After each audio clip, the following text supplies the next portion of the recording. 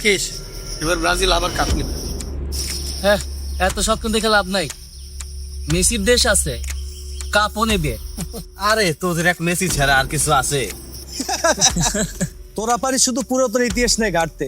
বর্তমান দেখ 2022 সালে আমরা ইতিহাসের সাক্ষী। কাপ নিয়ে বেশি কথা বলবি না। কাপ নিয়ে তিনটা কথা দিলে বললে কি হবে? পাঁচটা দেখা। কাপ নিয়ে কথা বললে কি হবে? গত বছর আমরা নিয়েছি 3টা, এইবার নিলে হবে 4টা, মনে রাখিস। এবার আমরাই কাপ নেবো। এবার কখন আমরা বলিস? আমরা ওই রকমই তোদের মতো গলায় পতাকা বাঁধতে রাখি না। আমরা এরকম ঠ্যাঙ্গায় বান্ধি না। তুই পতাকা টানতে কেন? আমার ইচ্ছা হয়েছে। কেন? আমার ইচ্ছা হয়েছে। তোদের মতো। তোদের মতো। তুই কিছু করিস না।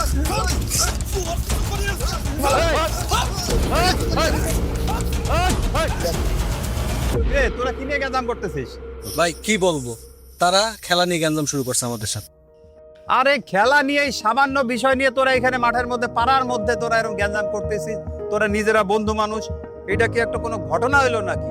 আমি তো ওই দিক থেকে আসতেছিলাম, এদিক থেকে গেলাম, কি ব্যাপার এত হইচই কেন? সামান্য ব্রাজিল আর আর্জেন্টিনা নিয়ে এই হচ্ছে বাঙালিদের দোষ। আমরা আমাদের সেই নুন আনতে পান্তা ফুরায় যায়, আর আমরা এই সমস্ত নিয়ে আমরা ঝামেলা করি।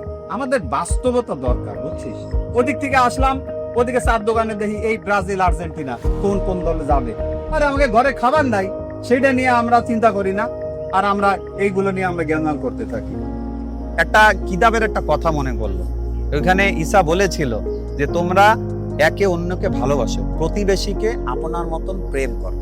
ঠিক আছে, ভালোবাসাটা হচ্ছে অন্য রকম জিনিস। এই খেলাধুলা আমাদের মধ্যে থাকবে, কিন্তু আমরা একে অন্যের সাথে ভালোবেসে আমরা এটা করি। আমরা জ্ঞানজাম করে তো দরকার নাই, তাই না? আমরা মানুষকে এই খেলাধুলার মধ্য দিয়েই আমরা একে অন্যকে গড়ে তুলি। তাই আমরা যদি সচেতন হই, আমরা অন্যদেরকেও সচেতন করতে পারবো। বুঝলি? চাই যে তোরা আর এই জ্ঞানজাম নিয়ে বাড়ি ফিরে যাস না, একই পাড়ায়। ঠিক আছে, সবাই মহব্বত কর।